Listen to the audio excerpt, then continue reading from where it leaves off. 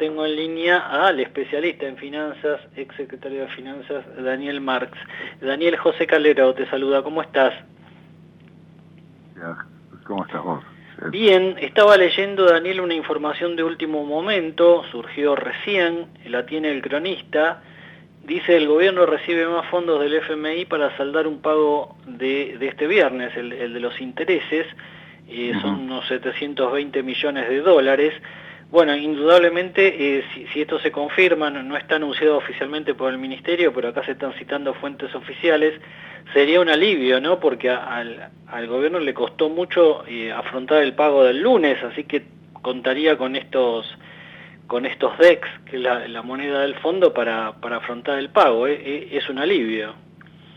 Sí, tenemos, la verdad no conocía esta información, como decías, recién apareció. Tenemos que ver la confirmación y cómo se instrumenta. Lo que ha ocurrido en los meses precedentes es que juntaban todos los vencimientos que había con el Fondo Monetario para hacer un solo pago a fin de mes, cada uno de esos meses, y eso es algo aceptado normativamente por el Fondo Monetario. Habría que ver si es ese mecanismo o algún otro ahora. Claro. Bueno, lo impactante, por lo menos para el mundo financiero, me parece, es el nivel tan bajo de reservas, ¿no? Hoy informó el Banco Central reservas brutas por 24.000 millones de dólares, las netas o de libre disponibilidad, bueno, están en territorio negativo.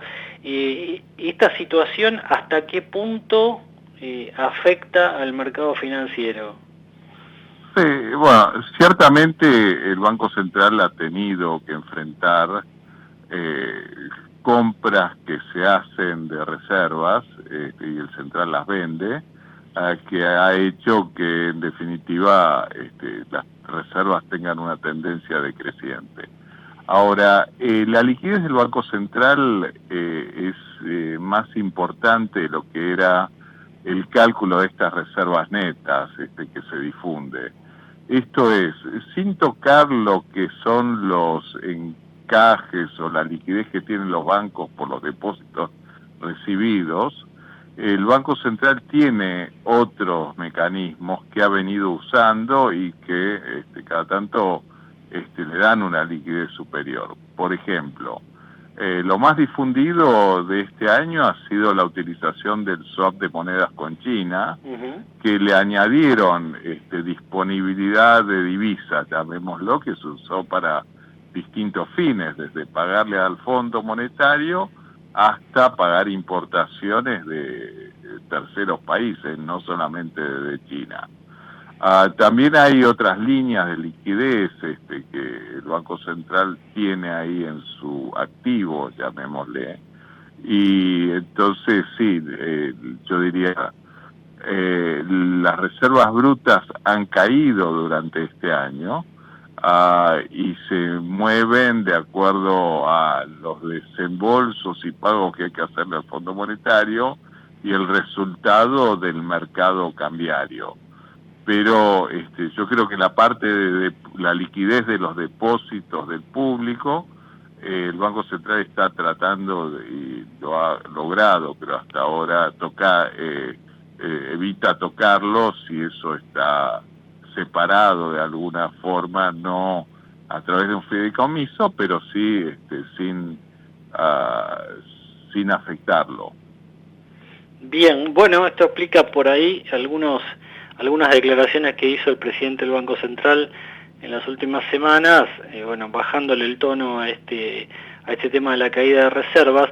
En este escenario, y teniendo en cuenta que en la tercera semana de agosto aparentemente llegaría el desembolso del Fondo Monetario a partir de esta nueva revisión acordada, y te da la impresión de que el margen de maniobra a nivel cambiario por parte del Banco Central hasta fin de año, es decir, hasta que asuma el próximo presidente, es manejable. Sí, no es holgado, llamémoslo. Digamos, se está recurriendo a distintos mecanismos. Bueno, está ahora, decía, aparte de lo de los chinos, está lo de el préstamo financiero de la conocida como Corporación Andina de Fomento. Sí.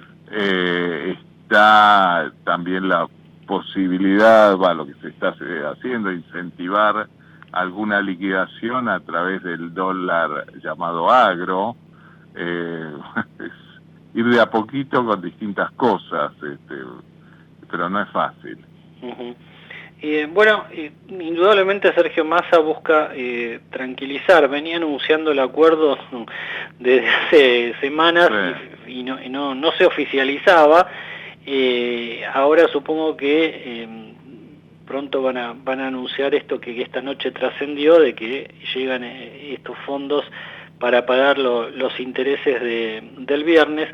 Lo que sostiene Massa es que con esto, digamos, de alguna manera el Fondo Monetario no va a hacer más ruido hasta que se clarifique el panorama electoral en la Argentina. Eso puede ocurrir o en las elecciones de octubre o muy probablemente, según las encuestas, después en el balotaje. Para lo que es el escenario posterior a ese balotaje, ¿te da la impresión de cómo están los números de la economía que vamos hacia una actualización cambiaria, digamos, hacia una medida para reducir un poco el retraso cambiario del cual también habla el FMI? A ver, sí, bueno, hay que transitar de acá hasta allá. Decíamos, sí, que no claro, es fácil y está estrecho, pero digamos, el gobierno ha hecho actualizaciones cambiarias o de tipo de cambio disfrazada. No es la forma tradicional, quizás no es la más limpia, pero el dólar soja, el dólar agro, el Qatar y todo eso, en realidad es un tipo de cambio diferencial superior al oficial, y eso, bueno, yo creo que en el promedio está incidiendo bastante. Tengamos en cuenta que, por ejemplo, la soja es el principal producto de exportación. Ahora, en estos últimos meses estuvo el efecto de la sequía y bueno, seguimos con el maíz, que no es un tema menor. Sí, indudablemente, y el maíz que está haciendo subir los precios, por ejemplo, de la carne. Sí. Bueno, en este escenario, la oposición, que confía en ganar, de Juntos por el Cambio, que confía en ganar las elecciones presidenciales, hay dos discursos, dos posiciones, dos propuestas muy claras en materia cambiaria. Por un lado, Bullrich, que dice, bueno, al día siguiente levanto el cepo cambiario. Por el otro, Rodríguez Larreta, que sus economistas sostienen eso no es posible, hay que ir a una transición, hay que hacerlo en etapas, va a llevar varios meses. Desde tu punto de vista, ¿cuál es la posición más razonable? Sí, yo creo que, digamos, no hay tanta diferencia cuando uno habla con los equipos técnicos. Hay distintas formas de presentarlo. Digamos, ¿qué se entiende por levantar el cepo al día siguiente? A veces dicen, no es la liberación total y absoluta, sino, bueno, hay alguna corrección cambiaria, puede pensarse o no. Hay, digamos, un cupo de acceso por ahí superior. Hoy son, en teoría, $200 por mes por persona, pero en la práctica menos. Bueno, dicen, bueno, lo van moviendo a partir de ahí, eso llaman levantamiento del cepo. Otros dicen, no, eso no es levantamiento del cepo, es bueno, el gradualismo para ir llegando y terminar de liberarlo unos meses más tarde. Pero por eso yo creo que en la implementación hay más acuerdo de ir monitoreando eso. En la presentación, en las etiquetas, hay algunas diferencias ahí, pero en la práctica no es tanto. Daniel, gracias, te mando un abrazo. Gracias, igualmente. Abrazo. Ahí estaba el exsecretario de Finanzas, Daniel Marx, en Asteriscos.